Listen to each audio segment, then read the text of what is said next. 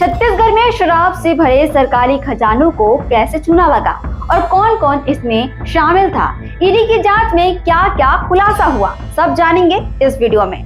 तो नमस्ते, मैं सोनी और आप देख रहे हैं वयम छत्तीसगढ़। छत्तीसगढ़ का ये मामला सिर्फ शराब का नहीं है, ये बात है करोड़ों की लूट और सत्ता के गलियारों तक पहुंचने वाले सिंडिकेट की।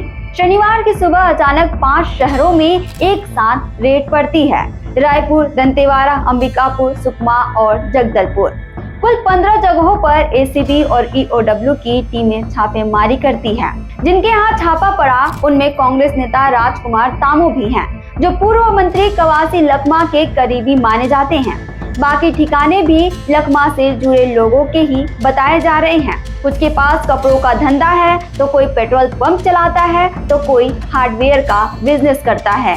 एसीबी को शक है कि इन सब का नाम शराब घोटाले से जुड़ा है। दस्तावेज, लेन देन की फाइलें, कंप्यूटर सब खंगाले जा रहे हैं।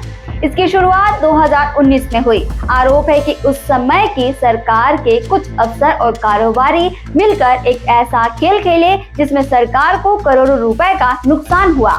ईडी यानी प्रवर्तन निर्देशालय का दावा है कि आईएएस अफसर अनिल टूटेजा, आबकारी विभाग के एमडी एफपी त्रिपाठी और शराब कारोबारी अनवल ढेबर ने मिलकर एक सिंडिकेट बनाया। इस सिंडिकेट ने सरकारी शराब दुकानों में नकली होलोग्राम लगाकर शराब बेची गई। इससे जो पैसे सरकार को मिलने थे वो इन लोगों के जेब में चले गए। ईडी कहती है कि 2100 करोड़ रुपए से ज्यादा का घोटाला हुआ और इसमें कवासी लखमा का भी नाम शामिल है। आरोप है कि लखमा इस सिंडिकेट के अहम हिस्सा थे। शराब नीति बदलवाकर FL10 लाइसेंस की शुरुआत की गई, जिससे खास लोगों को फायदा हुआ। ईडी के मुताबिक लखमा को हर महीने 2 करोड़ रुपए कमीशन के तौर पर मिलते थे।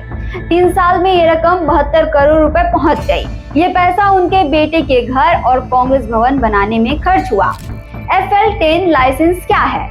ये ऐसा लाइसेंस है जिससे कुछ खास कंपनियों को सरकार के लिए विदेशी शराब खरीदने और सप्लाई करने का अधिकार मिला, यानी ठेका दिया गया।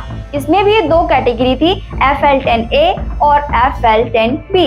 लेकिन मजे की बात यह है कि कई कंपनियों ने काम खुद नहीं किए, सारा ठेका वापस सरकारी कंपनियों को ही दे दिया गया। शराब का पूरा सिंडिकेट 3 हिस्सों में बटा था। पार्ट ए, शराब के हर केस पर डिस्टिलर से रिश्वत ली जाती थी। पार्ट बी, कच्ची शराब बेची जाती थी और उसका कोई रिकॉर्ड नहीं रखा जाता था, पैसा सीधा सिंडिकेट के जेब में जाता था। पार्ट सी, बाजार में अपना कब्जा जमाने के लिए शराब कंपनियों से कमीशन ली जाती थी। अब जब इतनी बड़ी रकम का खुलासा हुआ है तो जांच एजेंसियां सतर्क है। एसीबी और ईडी दोनों अब इस मामले की तह तक पहुंचने में जुटी हुई है। छापे के बाद कई नए नाम सामने आने की संभावना है।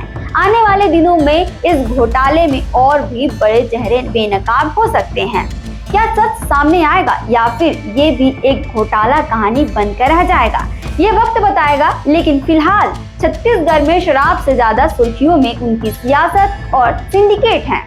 छत्तीसगढ़ से जुड़े और अपडेट्स के लिए आप देखते रहें वयम छत्तीसगढ़।